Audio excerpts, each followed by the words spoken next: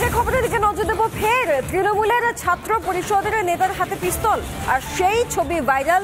এবার কৃষ্ণনগরের ঘটনা, তৃণমূলের এক ছাত্র পরিষদের নেতার হাতে পিস্তল। দেখুন সেই ছবি।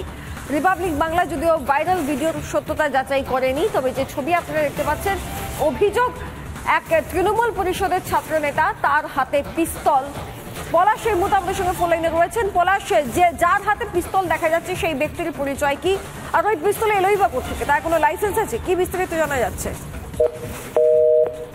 যোগাযোগ বিচ্ছিন্ন হয়েছে, আমরা আমাদের প্রতিনিধি পলাশের সঙ্গে কথা বলবো, তবে তার আগে আপনাদেরকে আরো একবার জানিয়ে রাখি যে ছবি আপনারা দেখতে পাচ্ছেন, কৃষ্ণনগর শহর তৃণমূল ছাত্র পরিষদের সভাপতি ইমরান শেখ, তার হাতে পিস্তল।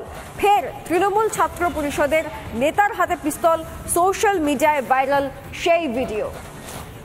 সেই ছবি আপনারা দেখতে পাচ্ছেন, চেয়ারে বসে রয়েছে, হাতে একটা পিস্তল নিয়ে, সেই ছবিটা স্পষ্টত দেখতে পাওয়া যাচ্ছে।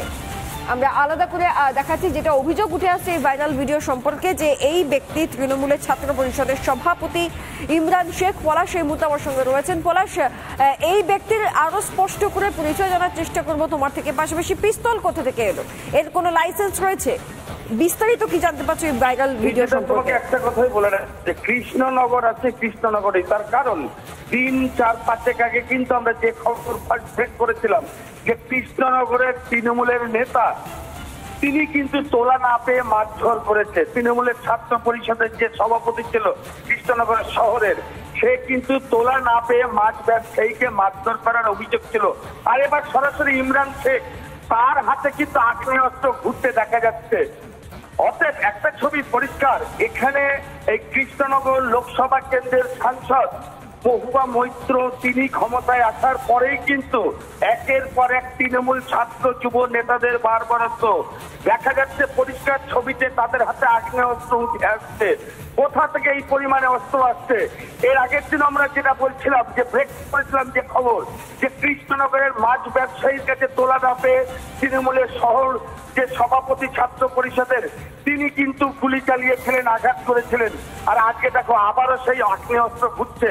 প্রশাসন কোথায়? সাধারণ মানুষের যেটা অভিযোগ, প্রশাসন কি কাজ করছে? তারা যদি সক্রিয় ভূমিকা পালন করে, এই ধরনের বেআইনি অস্ত্রগুলো এই যুব সমাজের হাতে উঠে আসাটা, এটা হয়তো কিছুটা আটকাতে পারবে।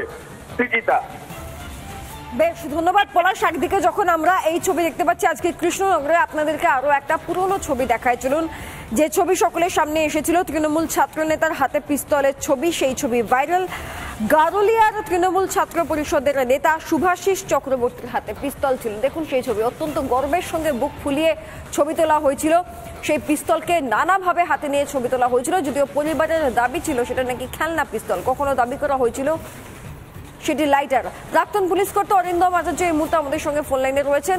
অরিন্দম বাবু, আমরা আরো একবার একই ধরনের ছবি দেখতে পাচ্ছি, এবার কৃষ্ণনগর থেকে তৃণমূলের ছাত্র পরিষদের নেতা, তার হাতে পিস্তল। এটা হচ্ছে আমাদের রাজ্যের সার্বিক ছবি। অরিন্দম বাবু, দেখুন, প্রথম কথা বলছি আপনাদের, এটা তো আমরা এখন অভ্যস্ত হয়ে গেছি। এই ধরনের ছাত্র নেতারা বিভিন্ন জায়গায় যেভাবে আর্মস অ্যামুনিশন নিয়ে ঘুরে বেড়াচ্ছে, বিভিন্ন জায়গায় বম্বিং থ্রো করছে, বিভিন্ন জায়গায় নারীদের উপর অত্যাচার করছে, এটাই বাংলার একটা জ্বলন্ত চিত্র নয় কি? এটা তো এখন বার্নিং ইস্যু নয়, এটা তো আমরা দেখতে অভ্যস্ত। কিন্তু আপনি আমাকে বলুন যে অ্যাডমিনিস্ট্রেটিভ পয়েন্ট অফ ভিউ থেকে তাদেরকে রেকটিফিকেশনের জন্য তাহলে কি করা হচ্ছে? আপনারা এবার বলবেন, দেখবেন ওরা এবার বলবে এক গান গিয়ে বেড়াবেন তো অ্যারেস্ট হয়ে গেছে, ও তো পিসি নিয়েছে। আপনারা জানেন না বোধ হয়, এই অ্যারেস্ট এবং পিসি নেওয়ার পিছনেও একটা কিন্তু চক্রান্ত চলছে আমাকে যেটা মনে হয়। তাহলে এখন পর্যন্ত তারা রেকটিফাই বা হচ্ছে না কেন? তাহলে এত সাহস কি করে পাচ্ছে? যেখানে পিসি নেওয়া হচ্ছে, যেখানে চিফ মিনিস্টার বলছে, যেখানে হোম সেক্রেটারি বলছে, কেন? তাদের এই যে মানে সাহসিকতা, এই সাহসিকতাটা কেন্দ্রবিন্দু থেকে আসছে। কারণ এক সংখ্যক রাজনৈতিক নেতাদের ছত্রছায়া থেকে তারা কোনো অ্যাডমিনিস্ট্রেশন মানছে না, তারা কোনো পুলিশকে ভয় পাচ্ছে না, তাদের যা খুশি তাই করছে। এবং এই সমস্ত নেতারা, আমি আপনাকে বলছি, মনে কিছু করবেন, এই সমস্ত নেতারা দেখবেন ভোটের সময় তাদের কাজটা কি, মানে নদীটা শুধু পার করিয়ে দাও, তারপর তোমরা যা ইচ্ছা তাই করো। আমি এটা তীব্র প্রতিবাদ করি, যেখানে মুখ্যমন্ত্রী এত করে বলছে, হুঁশিয়ারি দিচ্ছে,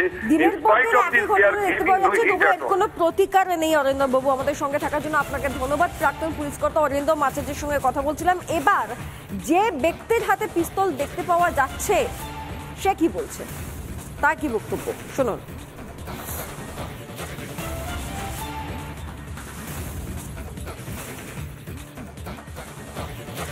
ফেসবুকে কে ভিডিওটা ছেড়েছে এটা হলো আমাদের জানা দরকার।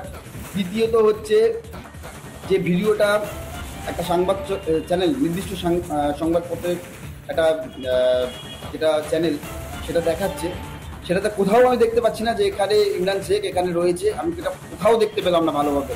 সেই সংবাদপত্রের সাংবাদিকের কাছেও আমি চাইলাম যে ভিডিওটা দিতে, সেও দিতে পারছে না এই মতো ভিডিও। তাই আমরা সিদ্ধান্ত নিয়েছি যে আমরা এটা লিগাল স্টেপ নেবো। যে ফেসবুকে ছেড়েছে তার বিরুদ্ধে আমরা আইনগত পথে যাব, কারণ এটাকে তাকে প্রমাণ করতে হবে যে এটা অরিজিনাল আগ্নেয়াস্ত্র।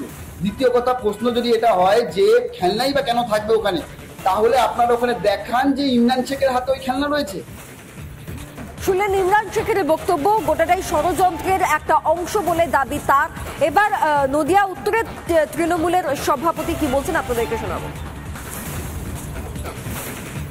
ফেসবুকে কে ভিডিওটা ছেড়েছে এটা হলো আমাদের জানা দরকার। দ্বিতীয়ত হচ্ছে যে ভিডিওটা একটা সংবাদ চ্যানেল, নির্দিষ্ট সংবাদপত্রের একটা যেটা চ্যানেল সেটা দেখাচ্ছে।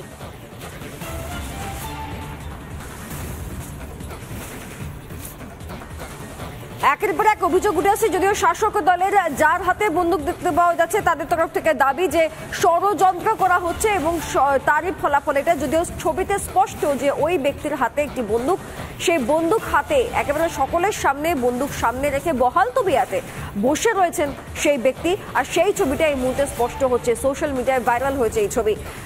সপ্তাহ দুয়েকও হয়তো হয়নি যখন আমরা গারুলিয়ার ছবিটা দেখেছিলাম, শুভাশিস চক্রবর্তীর হাতে পিস্তল। অত্যন্ত গর্বের সঙ্গে বুক ফুলিয়ে সেই ছবি তোলা হয়েছে এবং সোশ্যাল মিডিয়ায় তোলা পর্যন্ত হয়েছে সেই ছবি, যে ছবি ভাইরাল হয়েছিল। এবার ঠিক একই ধরনের একটা ছবি, এবারও তৃণমূলের ছাত্র নেতা, এবার স্থানটা কৃষ্ণনগর, যেখানে ওই তৃণমূল নেতার হাতে, ওই তৃণমূলের ছাত্র নেতার হাতে বন্দুক দেখতে পাওয়া যাচ্ছে, যেখানে সকলের সামনে বসে রয়েছেন এবং তার হাতেই বন্দুক।